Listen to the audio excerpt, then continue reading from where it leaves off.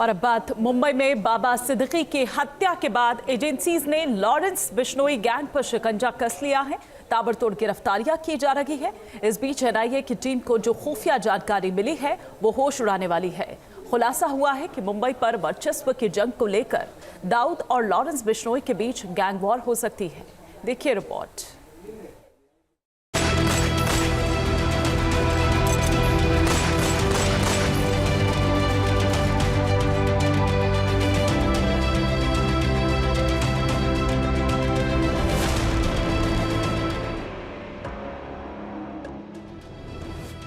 क्या छिड़ने वाली है खतरनाक गैंग वॉर?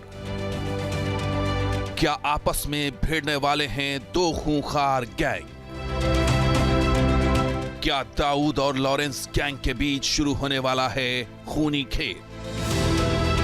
क्या मुंबई पर वर्चस्व की लड़ाई को लेकर ही हुआ था बाबा सिद्दीकी का मर्डर? मुंबई में एनसीपी नेता बाबा सिद्दीकी की हत्या के बाद जांच में जुटी एनआईए की टीम को जो खुफिया जानकारी मिली है वो होश उड़ाने वाली है।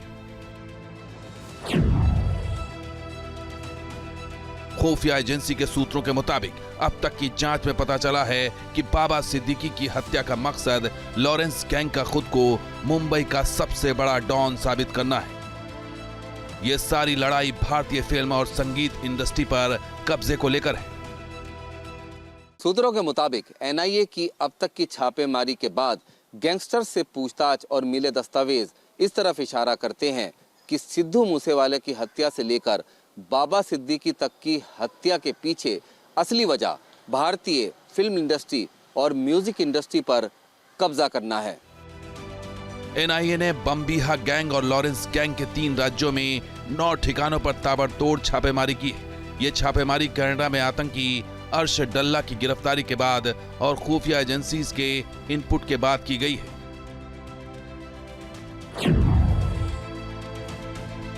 दरअसल सूत्रों के मुताबिक विदेशों में जाकर गैंग ऑपरेट करने पर लॉरेंस बिश्नोई गैंग के खर्चे बेतहाशा बढ़ गए। गैंग को स्मार्ट तरीके से ऑपरेट करने और ताकतवर बनाने के लिए लॉरेंस बिश्नोई को बड़ी रकम की जरूरत है और यह पैसा उगाही से नहीं बल्कि फिल्म और म्यूजिक इंडस्ट्री से मिल सकता है।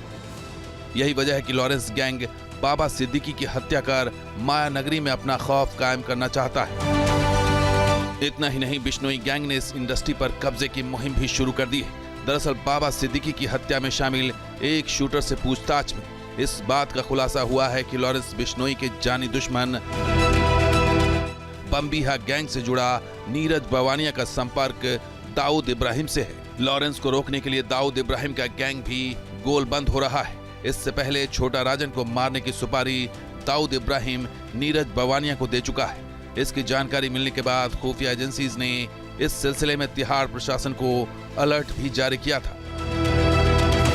दरअसल बॉलीवुड म्यूजिक इंडस्ट्री के अलावा लॉरेंस बिश्नोई क्रिकेट सट्टा के धंधे पर भी अपना कब्जा चाहता है। जाहिर है पैसे के लिए वर्चस्व की जंग एक बड़ी गैंग वॉर में तब्दील हो सकती है। खुफिया एजेंसीज और जांच एजेंसीज लगातार गैंगस्टर से पूछताछ कर रही हैं। साथ ही विदेशों से आने वाले इनपुट्स पर भी नजर बनाए हैं, क्योंकि अब तक जो इनपुट्स मिले हैं उसके मुताबिक लॉरेंस बिश्नोई और दाऊद इब्राहिम का गैंग करीब करीब आमने सामने आ गया है और आने वाले दिनों में इन दोनों गैंग्स के बीच में गैंग वार भी छिड़ सकती है, जिसको रोकने की कोशिश में लगातार एजेंसीज जुटी हैं।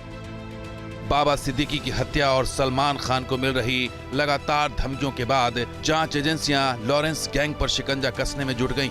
अब तक 25 लोगों को गिरफ्तार किया जा चुका है। पंजाब के जलंधर से भी पुलिस ने एनकाउंटर में बिश्नोई गैंग के 2 गुर्गों को गिरफ्तार किया था। लॉरेंस बिश्नोई गैंग से जुड़े एक गैंगस्टर को भी दुबई से डिपोर्ट करके भारत लाया गया है। हर्ष उर्फ चिंटू दुबई में बैठकर ही लॉरेंस गैंग की कमान संभालता था।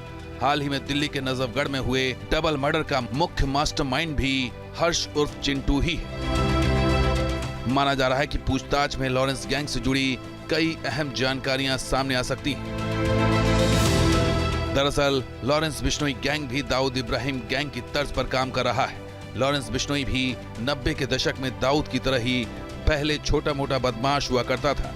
इसके बाद लॉरेंस ने डी कंपनी की तर्ज पर ही अपने पैर पसारने शुरू किए। लेकिन जिस तरह से एजेंसियों को दाऊद और लॉरेंस गैंग के बीच खूनी वॉर का इनपुट मिला है। उससे आशंका जताई जा रही है कि कहीं मुंबई में 90 के दशक का दौर तो नहीं लौटने वाला। दिल्ली से रुमानुल्लाह खान के साथ team news nation. News nation अब व्हाट्सएप पर खबरों की ताजा अपडेट के लिए न्यूज नेशन के इस QR कोड को स्कैन करें।